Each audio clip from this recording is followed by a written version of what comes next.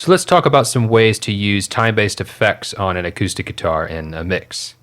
So a little bit about this guitar take. This was recorded in a room, a small room, with one mic, and it was mic'd close to eliminate as much of that small room as possible. So we didn't have any ambience mics to create a sense of space. So what we're going to do is basically utilize some common time-based effects to create a sense of space for this acoustic guitar. So we got to take into account the style of the music and the tempo of it and the energy level of it before we start just throwing on these time-based effects. So let's create an objective. So for this mix, I want to create some width and a little bit of depth, but nothing too extreme. So what I'm going to start with is adding a reverb, and we're going to sort of create just a basic room reverb. So we're going to go to Ableton.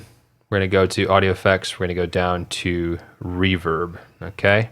Let's just start by popping it on the track, right? So this is one way you can do it. We have a dry-wet mix right here that allows us to control how much reverb there is versus how much dry signal there is. And that's totally cool because it gives us sort of EQ controls and all that fun stuff. But what we want to do for this instance to give ourselves a bit more control of the reverb is to open up a new return track and then to throw the reverb on there. We then give ourselves a little bit more control with if we want to add, EQ to the reverb or compression to the reverb or send the reverb elsewhere. I can treat this reverb like its own instrument when I have it on its own return track. So I'm going to start by turning the dry wet all the way up, and then I can control the amount of reverb on the guitar based on the send level that I'm sending to it, okay? So for a basic room reverb, what we're going to create is a short decay time. So you got to think here, if this was a 2-second decay time or a 3-second decay time, that's going to take 3 seconds for that reverb to be silent. So it's going to go pa, 2, 3, silence. That's a big reverb time. A typical live room or large vocal booth that I'm trying to recreate here is not going to have a decay time that long. Let's do something around the 500-ish milliseconds for starters. All right, now I have the stereo knob. I can be mono or I can be 100% stereo, and it even gives me 120% stereo if I want. We do want some width in here, so let's keep it 100% stereo. Okay, so let's hear what this sounds like. Real dry. Roll that up.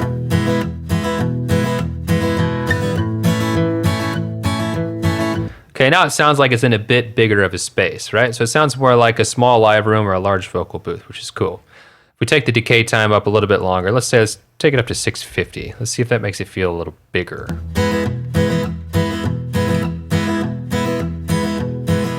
Yeah, it's pretty nice. It's got a longer decay time. Now, it's definitely more audible that there is some reverb on it, so we might tame down the amount we have on the send, or I might just pull it down to a happy medium of 600 milliseconds. Let's see how that does. Cool, so we've got some width in there, right? Let's take this chorus setting off because we'll talk about that later. Without. Nice dry and in your face. With.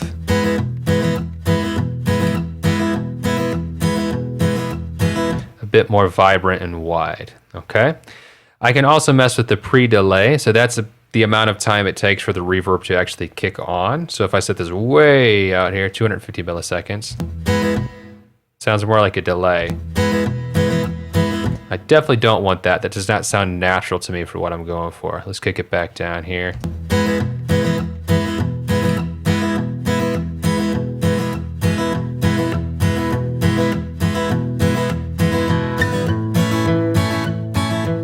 And so adding that pre-delay to me makes it sound like you as a listener are a little bit further back, and it makes it feel like it has a little bit more depth to it. You can also create cool rhythmic effects by this. You could have that pre-delay sort of be on a rhythm like a 30-second note or a 16th note if you want to get really precise, and you can just use your ears for it, or there's other reverbs that have those distinct settings you can control. Okay, and let's cut some of the lows out. Right, we can do that from right here. But let's go ahead and open up an eq'ed and drop that in here. And let's just cut out those lows. Let's be extreme with it.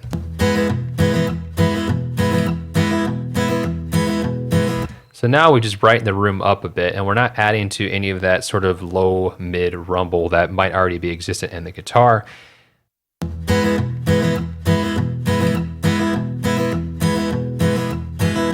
It just depends on the goal. Is your goal to make it wider and more rich? Then you want to keep some of those low mids in there. Is your goal to make it a little more bright and wide? Then you could just do it where you cut more of those low mids out. For this sake, since it's just probably acoustic guitar and voice for this song, I'm not too worried about leaving some of those low mids in there since it's not going to conflict with other instruments in the mix. I'll just keep it somewhere around here.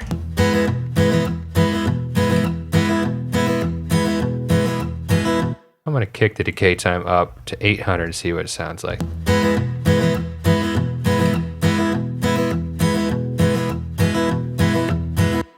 All right, so that gives you an idea on how to create this sense of a room. What if, though, we wanted to exaggerate this reverb and make it more of either a psychedelic effect or something that has depth to it, or maybe it's like a vintage plate reverb we're trying to recreate that you hear sometimes on those like 60s and 70s recordings? Well, you can simply start by just kicking up the decay time.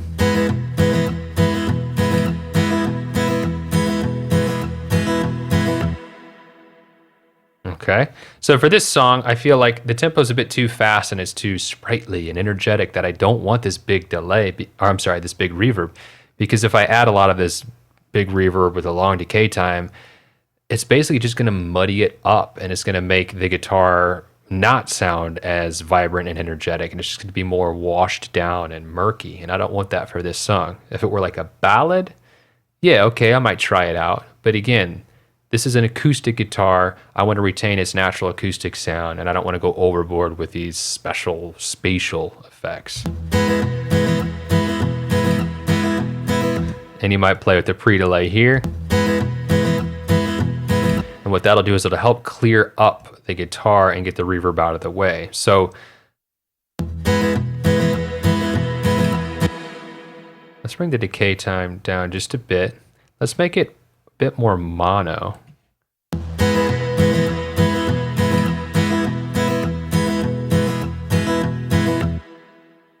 And now we've created a special effect with a bit more center, and it's kind of out of the way of the acoustic guitar, which still allows the guitar to be vibrant and in the front. Again, not the goal for what I'm going for on this song, but something you might want to use in the future. Okay, so let's move on. Let's say we wanted to add a delay, okay?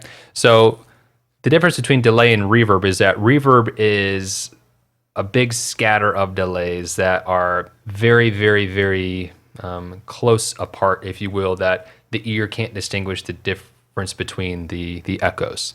Whereas a delay, it's distinct repeats that are very audible and separate from each other, to where it doesn't create necessarily a wash of sound, but it creates a rhythmic decay. So this is definitely going to sound more like a special effect.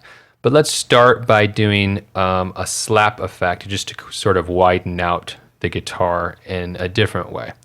Okay, so I'm going to go to Audio Effects. I'm going to go here to Delay. All right, so I have it on the same return track. So again, I'm going to send level to it. First, I'm going to turn the dry wet all the way up, since we don't have it on the track itself. We have it on a return track. Okay, I'm going to just turn this up and see what its stock comes with. Okay, what if we made these, right now it's synced, which means it's synced to our tempo.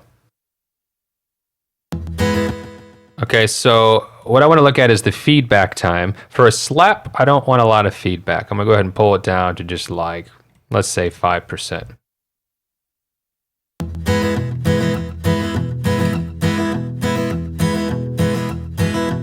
Sort of sounds Johnny Cash-ish, right? So still sounds like a special effect, and again, it would have to be stylistically fitting to use, but let's do something where we make it a ping pong, and let's see if we can just widen out this guitar.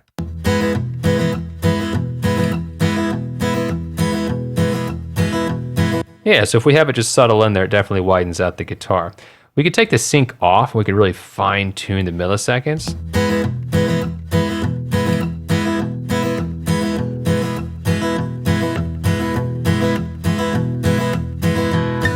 I turn it up to really hear it.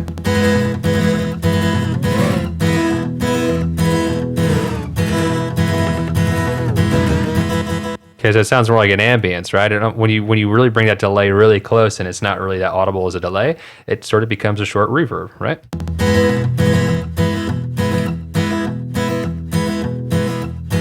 But it does add sort of a cool effect. Since this is a rhythmic song, I might use something like this, real subtle, just to create some movement.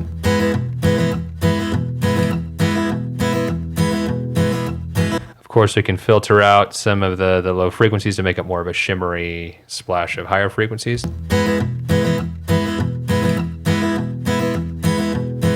Or we can, warm it up to bring down the highs and create more of just a warmer, darker delay. And that allows the acoustic guitar to set up front while the delay sets a bit more behind. And again, you might go as far as adding an EQ. Let's go back to the eq'ed and cutting out those highs. And maybe cutting out those lows to create a sort of bandpass.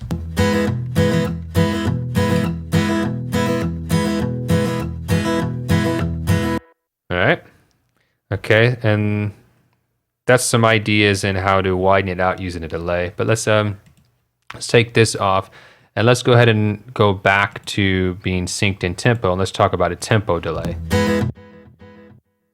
Let's bring it back to non-ping pong. Let's take this back to where it's not filtering. And the feedback. We increase it. Definitely not something I'd want for this song, like I said, but if you wanted that rhythm effect, you could add it. Turn the ping pong on. You can even set them to different tempos where we unlink them and one is playing, the left is playing faster than the right.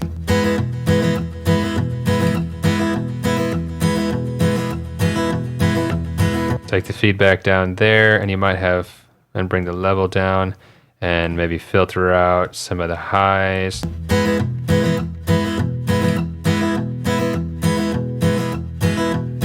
You just might be onto something, right? So these are some fun uses of reverbs and delays. But let's talk about one more thing that we could utilize, and that is that of the chorus. So the way a chorus works, let's open it up. So a chorus is basically taking a duplicate of this signal here, right? And it is going to alter it in pitch at a varying amount. So it's going to speed it up and slow it down to create sort of another layer or several layers of this pitch, duplicated, delayed, and altered in pitch. Sounds really fancy, and it is, and it can really be audible to sound really effecty, if you will, or it can sound pretty natural just to widen things out. So again, I have it on a return track. We could put it directly on the track if we wanted to. And something like a chorus, I might be more inclined to do that. But let's just keep it on the return track here, turn the dry wet up, since I can control my dry wet by this level right here. Okay, and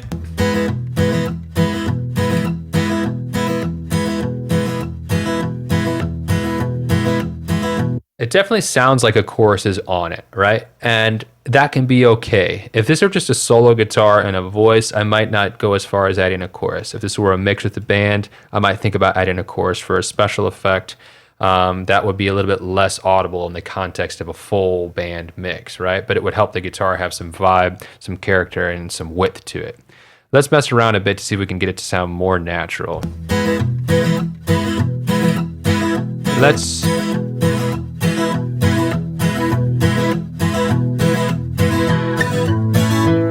We turn the rate down. You definitely want the feedback at 0, because if I kick the feedback up, you can hear it modulating the duplicated signal like I was talking about. We don't want to hear that. Let's slow the rate down.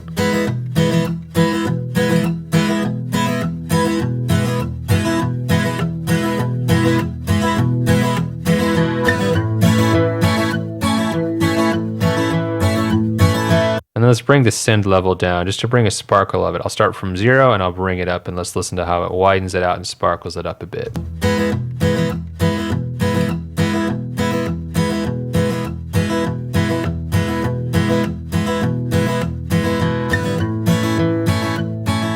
So it definitely adds some movement and some width to it. And yeah, sometimes you might use a combination of reverbs and delays and choruses to really get, the acoustic to sound the way you want it. But at the end of the day, there's no rules, right? Again, we just want to do what's fitting for this particular song and what fits the creative vision from the artist and the producer and so on and so forth. So just knowing how to utilize these tools gives us more control and helps us get better results. All right, have fun playing around with these time-based effects on the acoustic guitars.